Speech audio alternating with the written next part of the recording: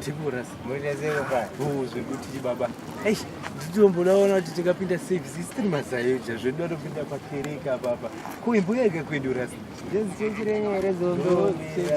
Ndarama tetiri chifumirawo Mwari tingada sei.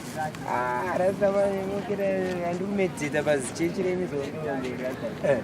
Arikati wakana bhawa rasta vanhu vanofane mari rasta. Rasta tinotaura zvamwari, hatisina zvebhawa.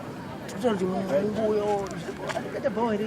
Hanyaya kuti mazuva ano vanhu machechi manje vakuita mabhizinesi rasta. Tira kugadzika bhizinesi rasta. Aiwa musagayi harisi bhizinesi, tikutonamata Mwari. Andoisa, nekuti kunamata Mwari rasta, nguva yatipinda tinamata titese. Hakuzi kuita zvemabhizinesi, hakuitwi zvebhizinesi chekwedu. Apa ndandatogara kuti ndandatofuna kuti rasta mani rikaita bhawa panoputika nemari. Kuti anoona maemburenzi ari mairi so rasta.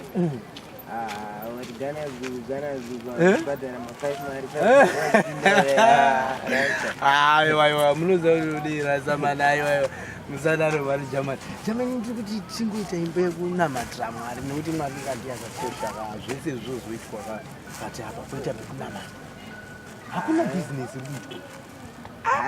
Toona kumbouya atimbonzwa kuti aiwa munofana kutouya nemwoyo unotodakadzana kuti imba ihombe iyi munhu wese munokwana ende hakusi kuitwa zvamuri kufunga zveoza hapana apo zvekuti nemukwendo wangu ngaubviswe kana ita sei. Aiwa munoziva zvekuzobhisisa munhu mukwende isu hatibhisise mukwende usaijatidaro. Mukwende wenyu munogona kungoramba ndingoya nawo kuchechi megawo kana makuda kuzobhisawo munongonzwa mega. Kudai unovazibvisa zvakadai ugowana mabasa. Vamwe vatombotigeresa mukwendo timugowana mabasa kudai zero gonzipita mudiwi zvakati saka nakakudaro akuzoyarizha kana tokona kumboshanya. Aiwa handingafara rasta musandirasise.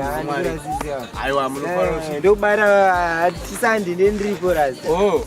Apo